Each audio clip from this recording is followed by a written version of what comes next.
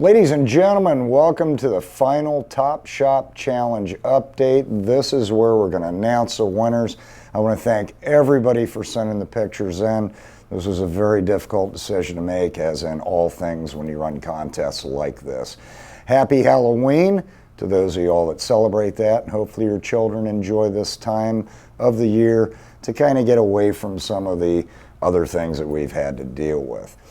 Well, we've made a little bit of a change on how we're awarding the categories, but we're going to start off right now with naming the winners, and we based the winning shops off of a variety of things with our group. We want to look for cleanliness, organization, efficiency. We were only doing shops or external work areas. A bunch of y'all sent me pictures of the back end and the pen setters. We're going to show some of those on the website as well. We might do a challenge for that next year. So that being said, we're going to take you through all the winners in order and for the different categories and explain some of the things that we felt were really good within those shops.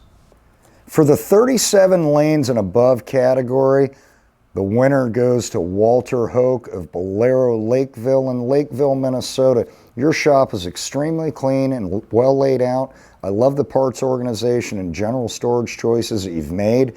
The vertical tool storage has all the drawers labeled and nice put your tools back when you're done sign.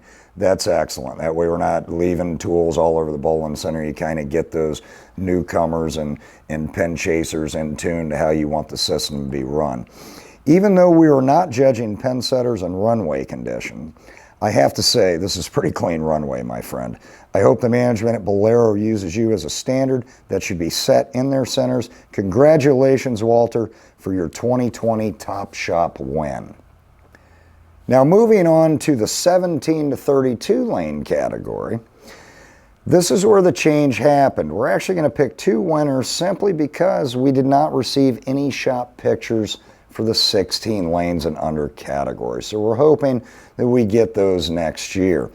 This was a tough one to judge, and I'm actually glad that we are picking two winners because we had some pretty nice shop picks for this category, and it was a really difficult decision. So I'm going to start out with a shout out Chris Ramsey of Oil Bowl Lanes in Longview, Texas.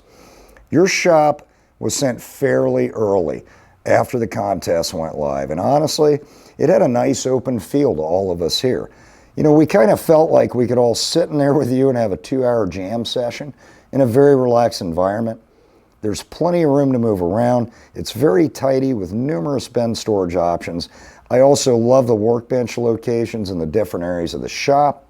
But most of all, I love the synthetic accents you've added to the various areas like the little desk, the back wall, and the workbenches. So great job, Chris. Your proprietor should be extremely proud. Congratulations on your 2020 Top Shop win.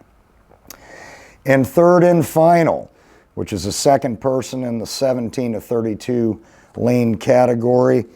Our winner for this one is going to be Mike Swaglin from Kingpin Lanes in Rome, New York. Most of us in the business that have been around for a while know him as Master Mike.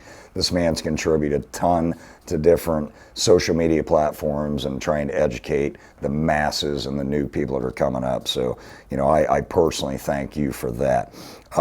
Looks like Mike's got a pretty good amount of space back there, which gives you a lot more options than most centers have.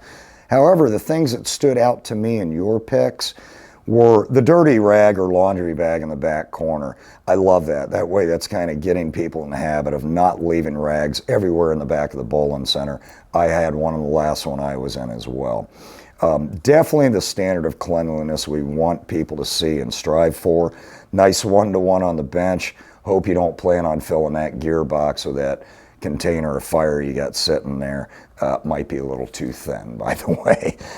Next picture, I really like the organization and the clipboards above the bench.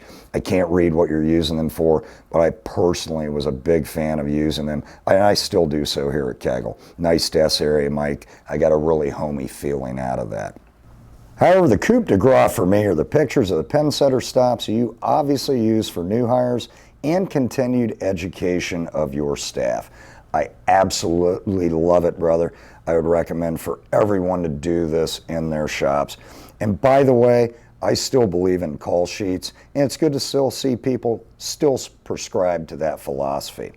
Again, we're not judging pen setters and runways, but maybe we will run a contest for that next year. However, I have to personally give you a thumbs up, sir, because that runway is spotless and those A2s look beautiful. It would be a personal pleasure for me to wrench on those. Congratulations on your 2020 Top Shop win, Master Mike. Well, ladies and gentlemen, that's a wrap for our first annual Top Shop Challenge.